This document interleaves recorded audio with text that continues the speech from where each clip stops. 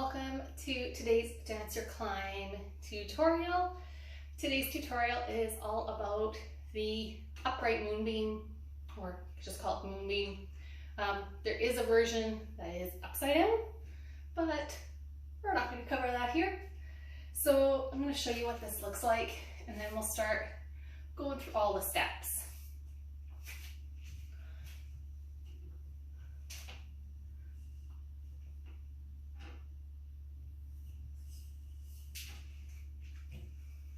So that is our moonbeam spin. This is probably one of my favorite tricks to do on spin pole. I love how it looks. It's so pretty to get in and out of, and you can do a bunch of different transitions. It's great. So to begin with, we're going to be in our forearm grip.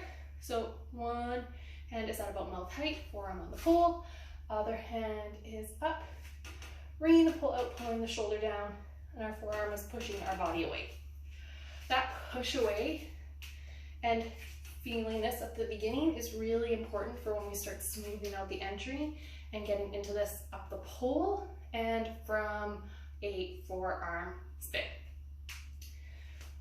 So once you're feeling good, pushing, bringing out, pulling, drawing up, wrapping in, our inside leg is going to hook. You want to hook it so that it's going and angling down at about a 45-degree angle or so. And this is the first part. So from here, you're going to give a push with that standing leg, and then that standing leg is going to tuck behind the pole. From here, our bent leg relaxes down to come out. So you'll take that leg behind the pole off as that leg comes down. Pretty much the same as like you've done any kind of inside leg hook spin before. So same thing on the other side. We hook, we push, we place. You want to keep actively thinking about reaching your hips out and away from the pole, and you can always look over that shoulder. Relax down to pivot out. Okay. That's the first step. If that's still not feeling super comfortable, just keep working on that till it is. And then once you're good, you can move on to the next step.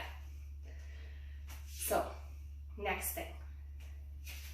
Once you're comfortable there, you are going to try to either, depending on your body, straighten the leg, or you'll keep that leg bent and you'll straighten the arm behind the pole. This arm can still keep actively pushing into the pole at like around your elbow pit, but it's not gonna have a whole lot of grip. This leg is still pushing into the pole behind the knee. You really wanna make sure that you're activating all the muscles in your leg by trying to straighten it as much as possible and engaging all the way through your foot. The best way to do this for most bodies is to point your foot, but if that's not for you, you can flex and continue to engage through your quad and calf to push into the pole. It's just that for most people, a pointed foot, it doesn't have to be a pretty pointed foot, but one that's pointing all the way from the shin bone all the way down through your ankle and foot is usually a little bit better to activate all the way through your quad and calf to continue pushing into the pole. So, you'll take your pick, but what's comfortable for you. So we start the same. We push, and then you are either straightening the leg or extending the arm. In my experience, most people are more comfortable in the end straightening the arm, even though sometimes it's like, but I need my hands on the pole.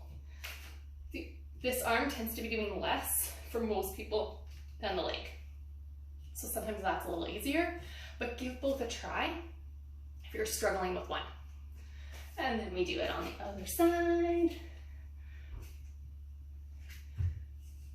So either straightening the leg or the arm.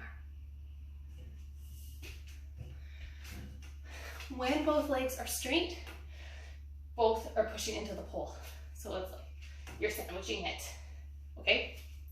Now, once that's all feeling good, and you are feeling good with both, either just extending the leg or just extending the arm, and you're feeling good with both of those, you can move on to the next variation, which is pretty much our full moonbeam, where the leg is going to straighten and your arm is going to straighten. These can happen, you can do one and then the other, or eventually you want this to happen simultaneously. That doesn't have to happen today though. That's what you're working towards. So you're here, push, and extend, and then I like to look over the inside shoulder. When you're in that fully extended position, you should really feel your butt squeezing to help reach your hips away from the pole. As soon as your hips start to come towards the pole, you're going to lose that great grip on the back of the leg.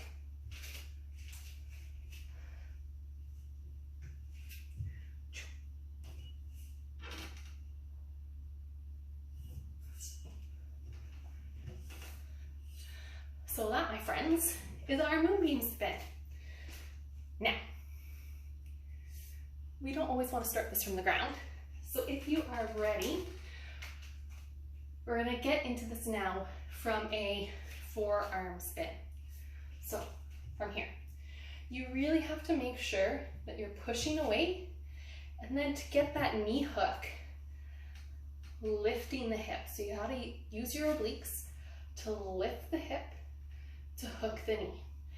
From there you readjust from having the inside hip lifted to having the outside hip pulling away. So forearm spin, lift, place, reach, and down. That hip lift is so important to being able to get the back of the knee on the pole. If you're still finding that you're struggling a bit, even with a good hip lift, with getting that back of the knee on the pole, it could just be that you need to work a little bit more on your internal rotation of your leg mobility, because that's also a huge part of the lift and turn and hook, and you need that active flexibility at your end range of motion for that. Yay, doorbell. Okay, other side. Lift and hook, place behind.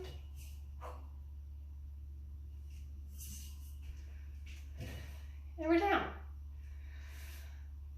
So once you're comfortable there, that's when we start taking this up the pole. So little climb, getting into our forearm grip position. And then here, everything is the same. That's it. You take what you've just done on the ground and do it from a climb up. You should be comfortable, of course, with your forearm spin up the pole, but otherwise the actual getting into that moonbeam is no different than from the ground and from here. So if you need to, practice with that forearm spin a bunch and getting used to that hip lift, that rotation, and that hook. Feel as secure as possible and really make sure you're engaging through those arms. Please let me know if you have any questions, and thank you for joining me today.